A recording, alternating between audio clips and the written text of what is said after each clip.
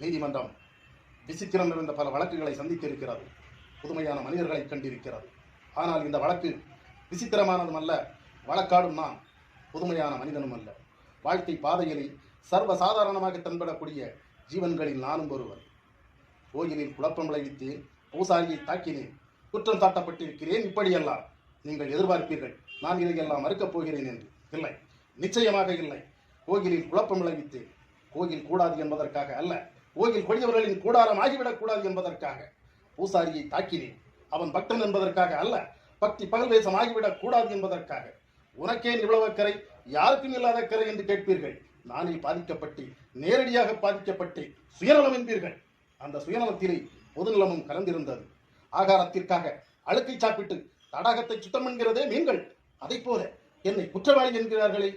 இந்த குற்றவாளியின் வாழ்க்கை பாதையிலே கொஞ்ச தூரம் பின்னோக்கி நடந்து பார்த்தால் அவன் கடந்து கொண்டுள்ள காட்டாறுகள் எத்தனை என்று கணக்கு பார்க்க முடியும். பாட்டொலிக்கும் குயில்கள் இல்லை என் பாதையில், படமெடுக்கும் பாம்புகள் இருந்திருந்தன. தண்டனை தீண்டியதில்லை, நான் தீயை தாண்டி இருக்கிறேன். கேளுங்கள் என் கதையை, தீர்ப்பு எழுதுவதற்கு முன்னால் கேளுங்கள் என் கதையை. தமிழ்நாட்டிலே இந்த திருவிடத்திலே பிறந்தவன் நான். பிறக்க ஒரு நாடு, பிழைக்க ஒரு நாடு. தமிழ்நாட்டின் தலையெழுத்திற்கு நான் மட்டும் விதிவிலக்கா? ரங்கூன் என் உயிரை வளர்த்தது, என்னை உயர்ந்தவனாக்கியது. திருமண கோலத்தில் இருக்கும் என் தங்கையை காண வந்தேன். இதோ மோசடி வழக்கிலே கைதாகி குற்றவாளி கூண்டிலே இருக்கிறாளே ஜாலக்காரி ஜாலி, இவள் வலையில் விழுந்தவர்களில் நானும் ஒருவர். பணப்பட்டியை பறிகொடுத்தேன், பசியால் வாடினேன், உடல் மெலிந்தேன், கடைசியில் பைத்தியமாகவே ஆனேன். காண வந்த தங்கையை கண்டேன், கண்ணற்ற ஓவியமாக, கைம்பெண்ணாக. தங்கையின் பெயரோ கல்யாணி, மங்களமான பெயர்.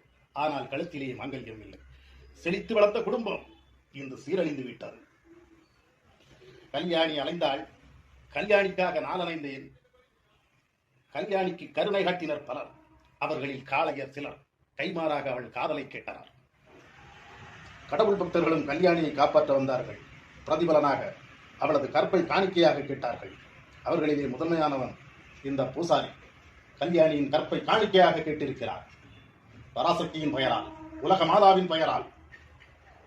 புழுவாக துடித்தபடியாது கல்யாணி உலகத்தில் உயிரோடு இருந்திருப்பாள்.